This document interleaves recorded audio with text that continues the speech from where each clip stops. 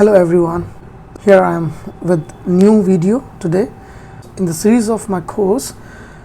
अभी तक हमारे 6 वीडियोस आ चुके हैं, तो जल्दी से एक फास्ट रिवीजन कर लेते हैं। करूँ डे 1 से जो हमने शुरुआत की थी, उसमें हमने बात की कि लैंग्वेज को सीखने के लिए, नॉट ओनली लैंग्वेज एक्चुअली, अगर मैं कहूँ आपको इंग्लिश अगर समझनी है, बोलनी है, लिखनी है, पढ़नी है और सब में एक अंडरस्टैंडिंग अच्छी डेवलप करनी है, तो आपके पास 2 चीज़ों की नॉलेज होना बहुत इंपॉर्टेंट है। वन ऑफ देम इज़ बहुत साउंड वोकैबुलरी बैंक, अच्छे खासे शब्दों की नॉलेज आपको होनी चाहिए। दूसरी जो चीज़ है वो है ग्रामेटिकल रूल्स के बारे में। मैं पहले भी अपने प्रीवियस वीडियोस में बोल चुका हूँ, आपको उनको रटने की कोई ज़रूरत नहीं है, बट उनके प्रैक्टिकल यूज़ को समझना बहुत ज़रूरी है कि कैसे सेंटेंसेस फॉर्म किए जाते हैं।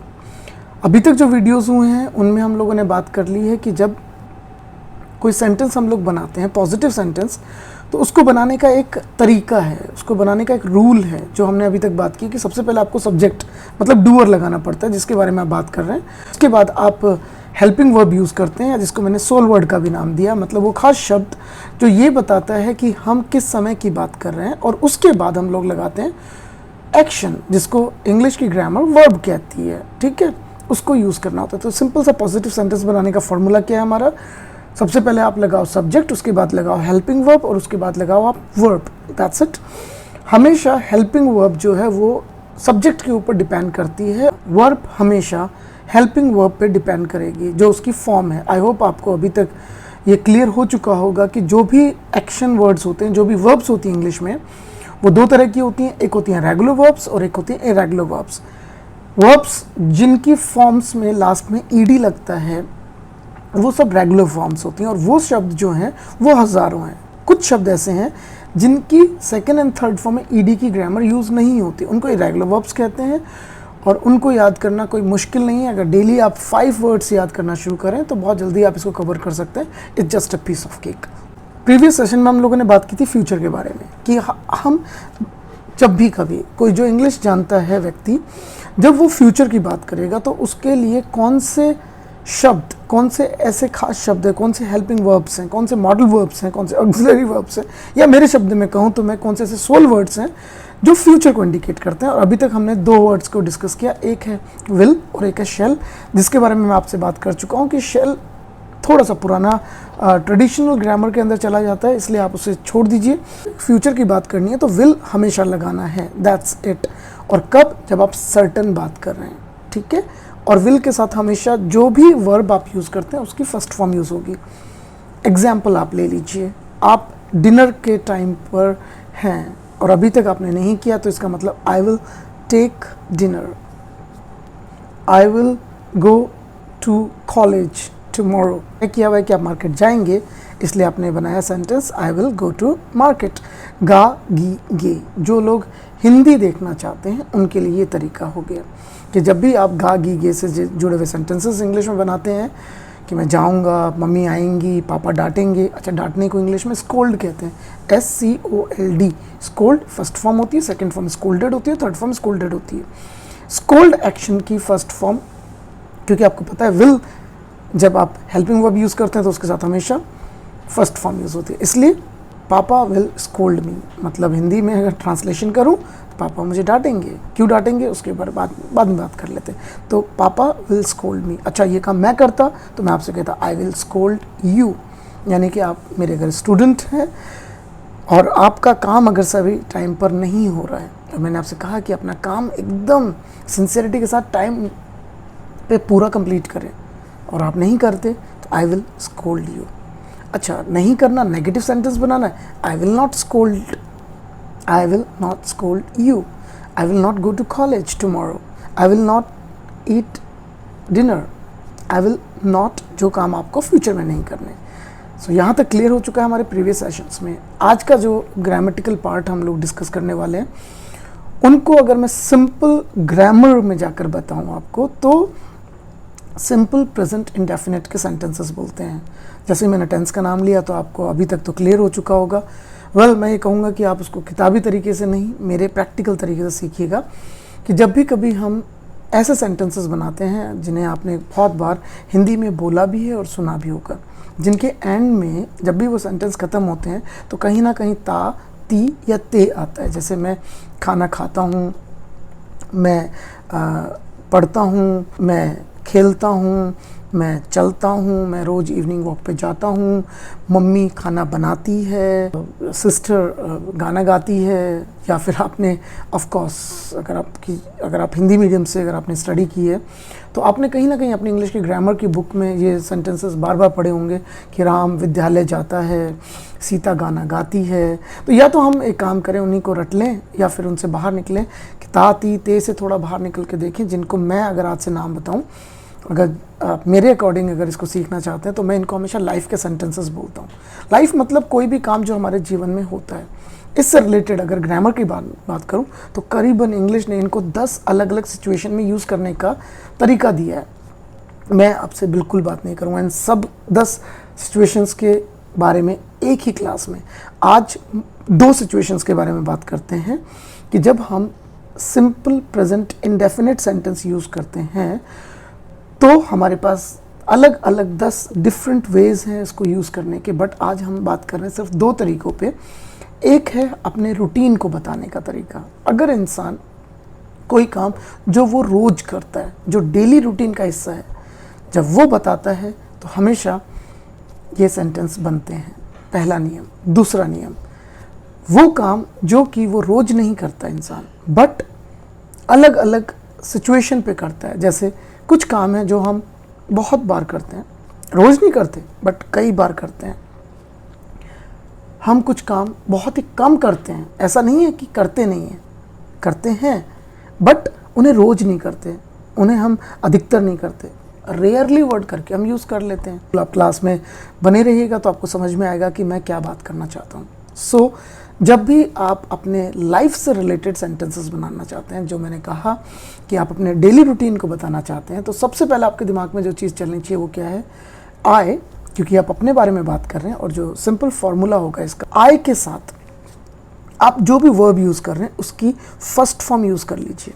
अच्छा, एक चीज़ का बहुत ध्यान रखिएगा, इसमें हेल्पिंग वर्ब होती है बट पूरी ग्रामर में अगर हम बात करें तो 3 ऐसी जगह आती हैं जहाँ पे हेल्पिंग वर्ब्स को हाइड कर दिया जाता है, जहाँ वो छुपी हुई होती हैं। उनमें से एक तरीका ये है जहाँ मैं अभी यूज़ कर रहा हूँ कि आई डूअर हो गया, मतलब करता हो गया, और उसके बाद सीधा क्या आ रहा है? एक्शन की फर्स्ट फॉर्म।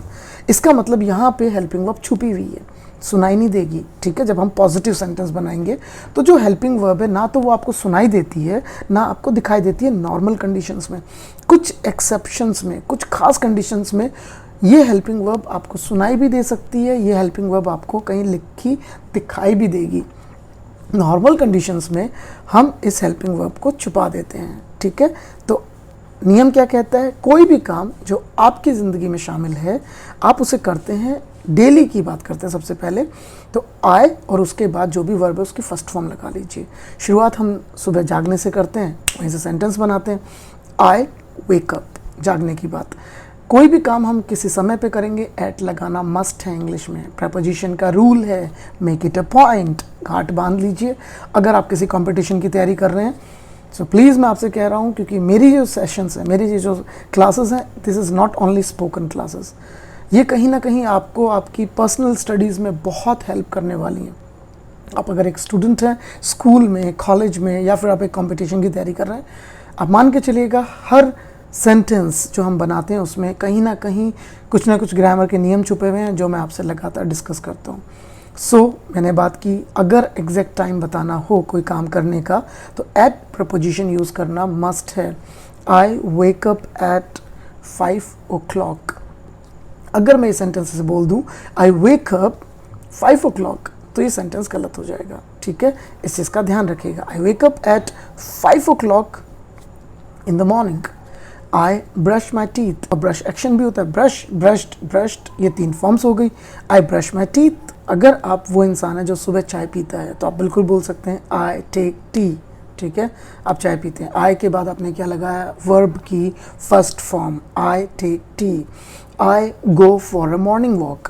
अगर आप सुबह सुबह मॉर्निंग वॉक पे जाते हैं तो आप ये सेंटेंस बोल सकते हैं I go for a morning walk.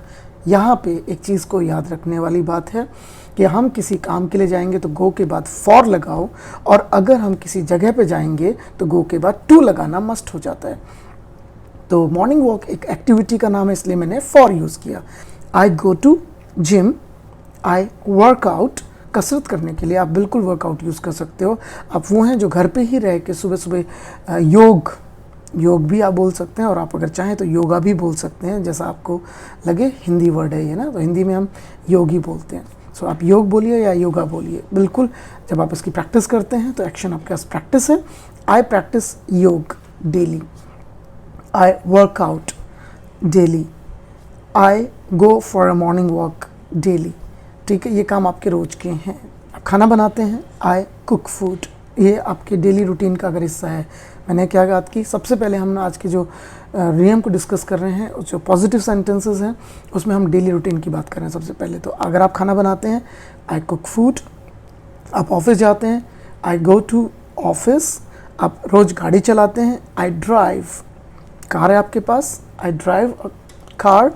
आप बाइक चलाते हैं, आई राइड, ज़्यादातर राइड करिए जब आप बाइक चलाने के लिए वर्ड यूज़ करते हैं।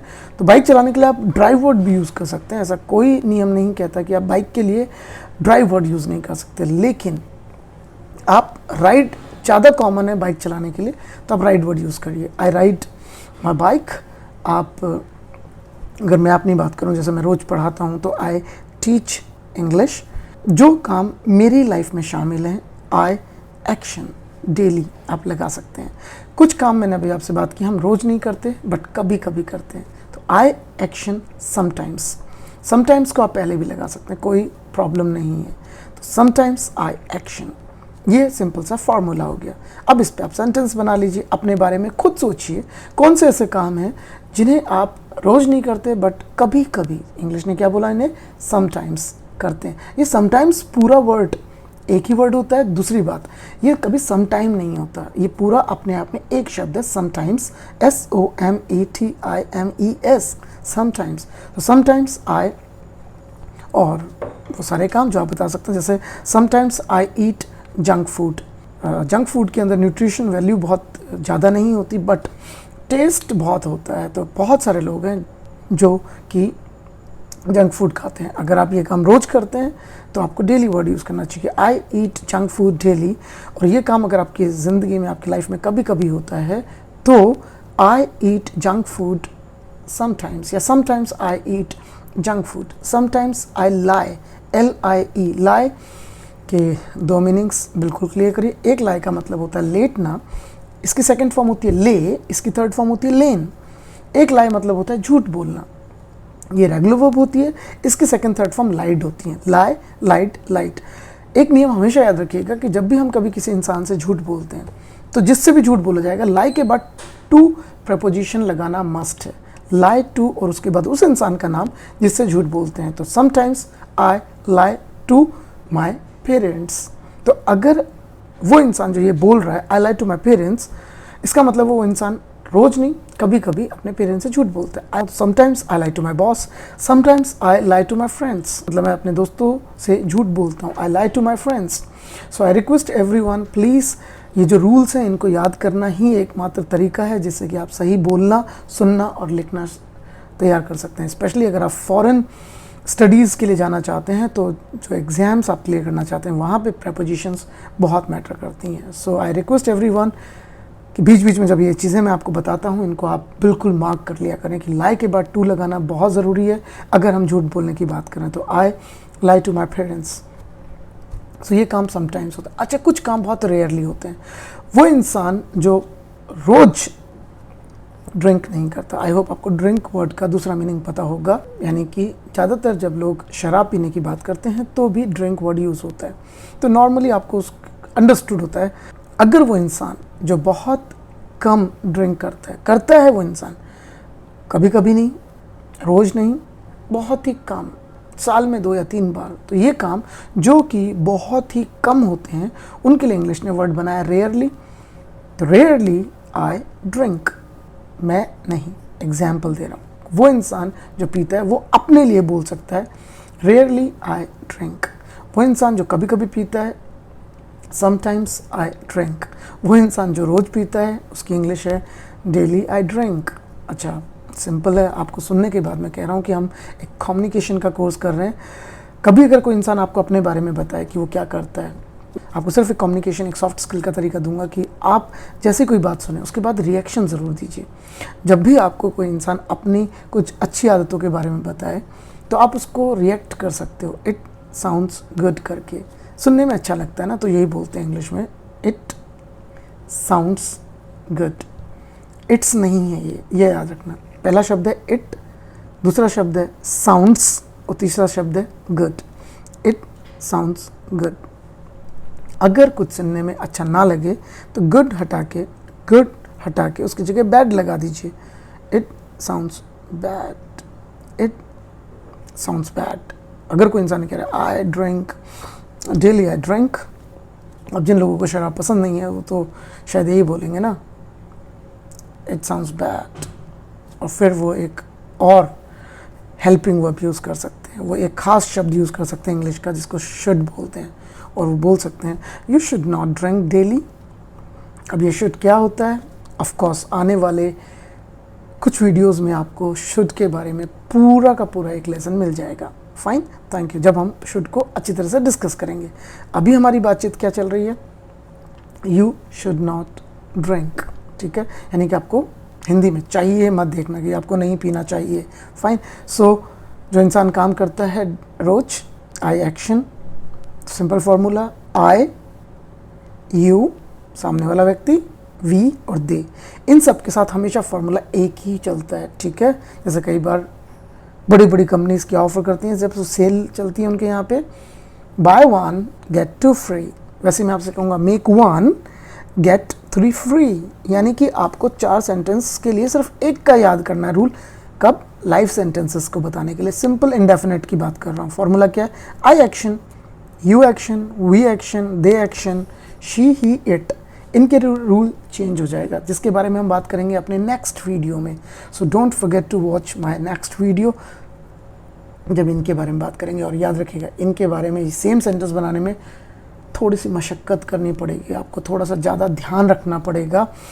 ये आसान है थोड़ा, इससे मुश्किल है ये काम। मतलब ये तो मान लीजिएगा इसके सेंटेंस से ये सेंटेंस बनाने, शी के साथ, ही के साथ और इट के साथ सेंटेंस बनाने में थोड़ी मुश्किलें ज़्यादा आती हैं, गलतियाँ होने के चांसेस बढ़ जाते हैं।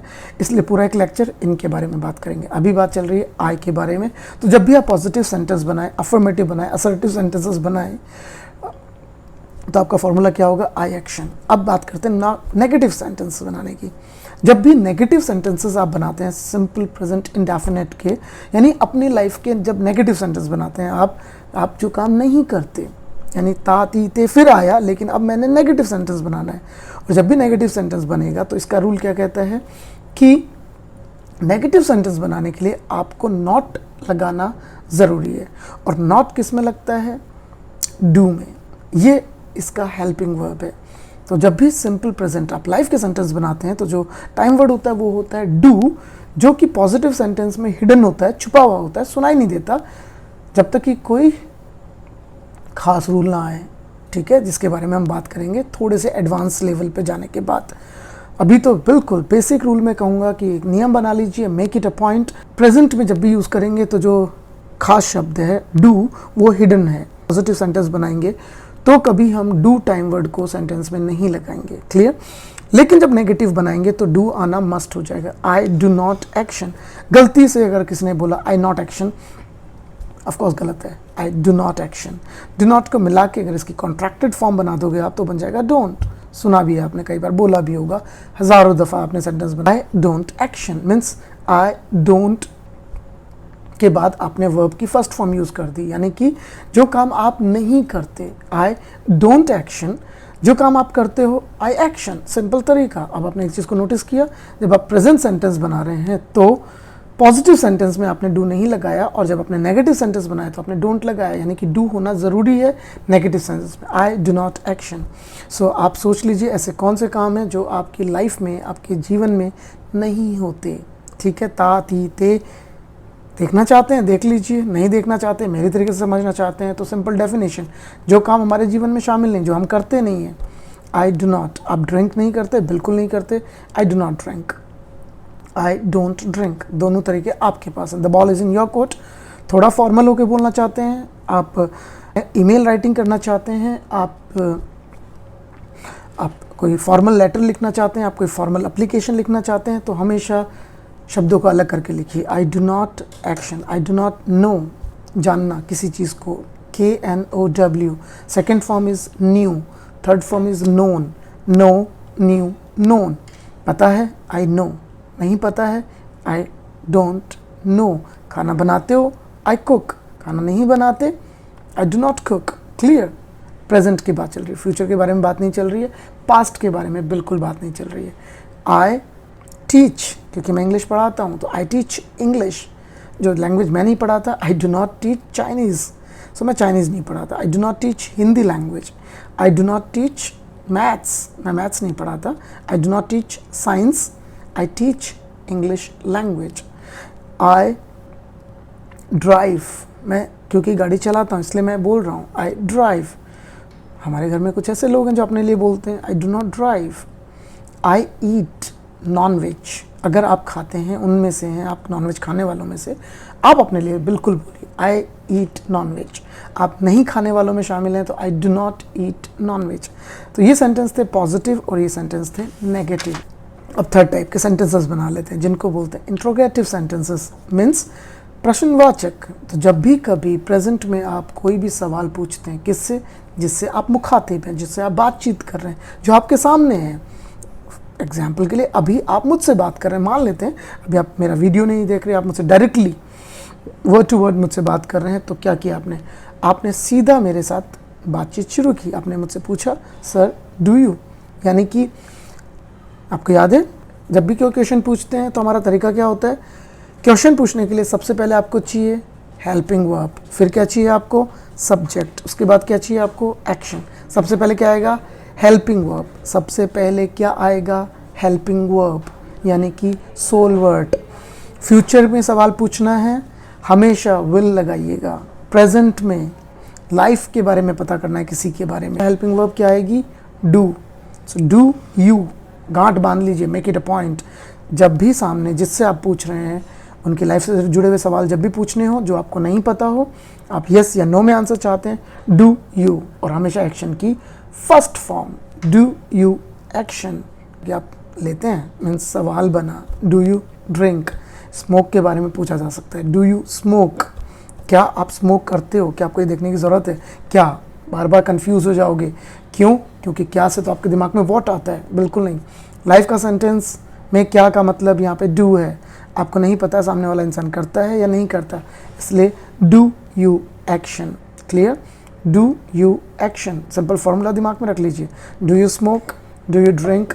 इन इंग्लिश एक वर्ड है गॉसिप, जिसको कई लोग शायद पूरे अच्छी तरह से प्रॉपर उसका मीनिंग नहीं जानते, इसलिए सही तरीके से यूज़ नहीं कर पाते। गॉसिप वर्ड का मीनिंग होता है दो लोग बैठकर या दो से ज़्यादा लोग बैठकर किसी थर्ड पर्सन की पर्सनल लाइफ को डिस्कस करते हैं, तो गॉसिप वर्ड यूज़ होता है। गॉसिप मतलब यूं ही इधर उधर की बातें करना नहीं कहलाता, यानी कि इसमें कहीं ना कहीं किसी जो आपके सामने शामिल नहीं, जैसे अभी आप और मैं अगर बैठकर विराट कोहली की पर्सनल लाइफ को डिस्कस करना शुरू कर दें, तो फिर आप और मैं गॉसिप कर रहे हैं, इसका मतलब समझ रहे हैं आप? किसी की चुगली करने का इंग्लिश का वर्ड है टैटल।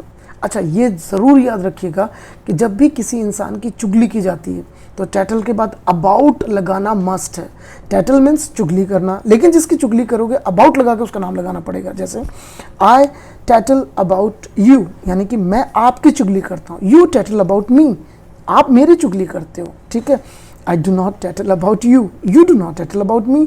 अच्छा, do you tattle about your friends, do you tattle about your siblings. अगर आपके एक से ज़्यादा भाई या बहन दोनों हैं, आई होप आपको ये पहले से पता होगा कि सिस्टर बहन को बोला जाता है, ब्रदर भाई को बोला जाता है। अगर इनके लिए कॉमन एक वर्ड यूज़ करना हो सिबलिंग, तो इसका मतलब भाई भी हो सकता है, इसका मतलब बहन भी हो सकता है। कि अगर आप ये बताओ कि I tattle about my sibling, common word किसके लिए? भाई और बहन के लिए कॉमन वर्ड क्या है? सिबलिंग। हस्बैंड एंड वाइफ के लिए कॉमन वर्ड क्या है? स्पाउस। फादर एंड मदर के लिए कॉमन वर्ड क्या है? पेरेंट। सिंगल के लिए पेरेंट, दोनों को मिला के बोलते हैं पेरेंट्स। तो स्पाउस सिंगल, एक से ज़्यादा होंगे तो स्पाउसेस। एक भाई या एक बहन सिबलिंग, एक से ज़्यादा होंगे सिबलिंग्स हो जाएंगे। आई होप यहाँ तक आपको क्लियर हो चुका होगा। आई do not tattle about my siblings. आप ऐसा करते हो? आई टैटल अबाउट माई सिबलिंग्स। पूछना है मुझे, do you tattle about your siblings? Do you feel jealous? याद रखिएगा, जब कभी किसी इंसान को ईर्ष्या होती है, जब वो इंसान जलता है, तो फिर इंग्लिश में वर्ब यूज़ करते हैं फील जेलस।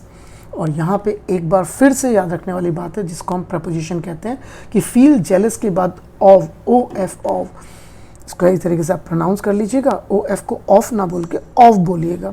तो फील जेलस ऑफ, गलती से विद मत लगा देना, फील जेलस ऑफ और उसके बाद उस पर्सन का नाम जिससे आपको जलना बताना हो, ठीक है। So I feel jealous of my siblings. I do not feel jealous of my siblings. Do you feel jealous of your siblings? Do you feel jealous of rich people? Do you feel jealous of rich people? Yes, because कई लोग हैं, many people feel jealous of rich people. Many people feel jealous of famous people. Many people feel jealous. It's not good. जब आप बोलोगे, अगर मान लो आप ऐसे प्रैक्टिस की बात कर लो और आप में से अगर कोई इंसान ने मुझे बोले कि sir I feel jealous of my siblings, तो मैं सुनने के बाद बोलूँगा ना इट साउंड्स बैड, और साथ में यू शुड नॉट, नहीं करना चाहिए। क्यों? बुरी बात है, ठीक है, इसलिए। So coming back to the point, do you action, verb क्या था? Do you gossip? Do you tattle about your siblings? Do you feel jealous of your siblings? Do you scold your younger siblings? Youngers छोटे, बड़े हमसे elder. So आप बड़ों की बात करूं तो elder siblings. Do you scold your younger siblings? अच्छा, किसी भी पैसे या टाइम को खर्च करने के लिए इंग्लिश में spend कहते हैं, ठीक है, SPEND। फर्स्ट फॉर्म है, सेकेंड फॉर्म होती है spent, थर्ड फॉर्म होती है spent। लेकिन फिजूल खर्ची करना, जहाँ पे पैसे को खर्च करना ज़रूरी नहीं है लेकिन वहाँ पे भी लोग पैसा खर्च करते हैं, तो इसको इंग्लिश में स्प्लर्ज कहते हैं, ठीक है। मिल गया एक्शन, हो सकता है आपने आज पहली बार सुना हो, रेगुलर एक्शन है, सेकंड थर्ड फॉर्म बनाने में आपको दिक्कत नहीं आनी चाहिए। Splurge, splurged, splurged. So do you splurge life के बारे में? मुझे पता नहीं ना, आप पैसा उड़ाते हैं या नहीं उड़ाते हैं, फिजूल खर्ची करते हैं या नहीं करते हो, जानना चाह रहा हूँ। Do you splurge money? I do not splurge money. Yes, I splurge money. एक चीज़ और, जब कोई इंसान किसी चीज़ पे पैसा उड़ाता है तो फिर ऑन प्रपोजिशन लगाना ज़रूरी है। जैसे मान लेते हैं एग्जांपल के लिए, I splurge money on clothes. No, I do not splurge money on clothes. I do not splurge money on junk food. I do not splurge money on junk food. I do not splurge money on clothes. I splurge money on, जो भी चीज़ें हैं जिनके बारे में बताना चाहते हो आप बिल्कुल बता सकते हो। So do you splurge money? Do you eat non veg? Do you go for a morning walk? Do you work out? Do you practice yoga? योग जो तो बोलना चाहते हैं आप बिल्कुल बोलिए। Do you meditate? क्या आप मेडिटेट करते हैं? Do you listen to news? ये सारे के सारे मैं आपकी लाइफ से जुड़े हुए क्वेश्चंस पूछ रहा हूँ, इसलिए सारे सेंटेंस की शुरुआत डू से होती है। क्लियर? आंसर्स अगर आपको देने हैं हाँ में, तो सबके आंसर होंगे यस, और उसके बाद आपको जो बताना है वो आई होप आप बता सकते हैं। फाइन। सो आई होप आज का सेशन आपको क्लियर हो चुका होगा। इंग्लिश की कहावत के साथ आज की क्लास एंड अप करते हैं। आई ट्राई कि जब भी मैं आज जो भी वीडियो ख़त्म करूं उसके बाद में मैं एक अच्छी कहावत के साथ, एक प्रोवर्ब के साथ, एक ईडियम के साथ इंग्लिश का जो लेक्चर है वो ख़त्म करूं। कि जो प्रोवर्ब है वो है an early bird catches the worm. An early bird catches the worm, इसका मतलब हिंदी में कहते हैं जो जागत है वो पावत है, जो सोवत है वो खोवत है। मतलब जो लोग आगे रहते हैं उन्हें हमेशा एक्स्ट्रा बेनिफिट रहता है, तो जो लोग पहले किसी भी काम को कर लेते हैं उन्हें आगे चल के मतलब बहुत ज़्यादा बाद में शायद कई बार पछताना नहीं पड़ता। So an early bird catches the worm, इसका मतलब जो आगे रहेंगे उन्हें बेनिफिट पहले मिलेंगे और एक्स्ट्रा बेनिफिट मिलेंगे। So the ball is in your court. अच्छी पॉजिटिव कहावत है लाइफ की, an early bird catches the worm. Thank you so much for watching today's video. I hope आपने नोट्स बना लिए होंगे। नहीं वर्ब्स की फॉर्म याद ज़रूर करें अपने आप को, फार्मूले बार बार याद दिलाइए कि फ्यूचर की बात के लिए कौन सा फार्मूला यूज़ होता है, प्रेजेंट के लिए कौन सा फार्मूला है, प्रेजेंट में काम चलने के लिए कौन सा फार्मूला होता है, कोई काम जस्ट अभी अभी फिनिश हुए तो फिर हमने कौन से फार्मूले यूज़ किए थे। इन सब चीज़ों का आप बहुत ध्यान रखिएगा। प्लीज़ अगर ये वीडियो पसंद आया हो तो लाइक ज़रूर करिएगा। आपके जो कमेंट्स हैं वो हमेशा मुझे मोटिवेट करते हैं, तो please don't forget to give your feedback ज़रूर दीजिए and share as much as possible with the people जिनको इन वीडियोस की शायद ज़रूरत हो, आप उनसे ज़रूर शेयर करिए। That's all for today's session. Thank you so much.